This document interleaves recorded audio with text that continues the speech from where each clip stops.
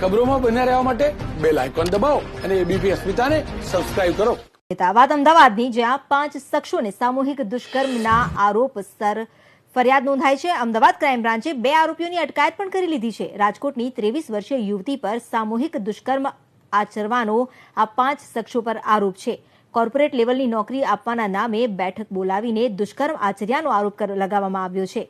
અમદાવાદ, ઉદયપુર સહિત અલગ અલગ સ્થાન પર લઈ જઈને દુષ્કર્મ આચરવામાં આવ્યો હોવાનો પણ ફરિયાદમાં ઉલ્લેખ છે. તો સાથે ચાલતી ગાડીમાં બંદૂકની અણીએ બીભત્સ છેડતી કર્યાનો પણ આરોપ ફરિયાદમાં છે.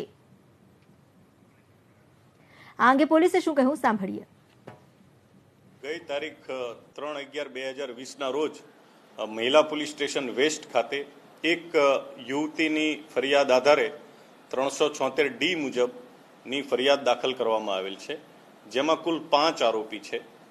આ યુવતી જે છે એને કોર્પોરેટ જગતમાં પ્રવેશ કરાવી એવી સારી નોકરી અપાવવાના લાલચ અને પ્રલોભન આપી આ કામના આરોપીઓ જે છે એમાં મુખ્ય આરોપી પ્રજ્ઞેશ ગોતા ઉર્ફે પ્રજ્ઞેશ પટેલ, પ્રજ્ઞેશભાઈ. પછી બીજો આરોપી છે એ જીતેન્દ્રપુરી બળદેવગીરી ગોસ્વામી, દેન માલદેવ ભરવાડ છે, ચોથો નંબર જયમીન પટેલ છે, એક નીલમબેન પટેલ છે 5મા નંબરે.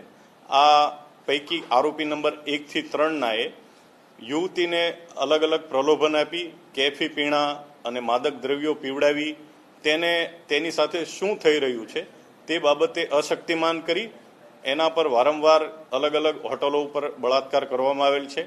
તે મતલબની ફરિયાદ યુવતી દ્વારા સમગ્ર આ આરોપીઓના સંપર્કમાં આવ્યાથી લઈ અત્યાર સુધી જેટલી જગ્યાએ યુવતીનું શોષણ થયું તે તમામ હકીકત ફરિયાદ લઈ અને આગળની તપાસ અત્રે મહિલા પોલીસ સ્ટેશનથી ક્રાઇમ બ્રાન્ચ ખાતે સોંપતા આગળની તપાસ ક્રાઇમ બ્રાન્ચ ખાતે ચાલી રહી છે.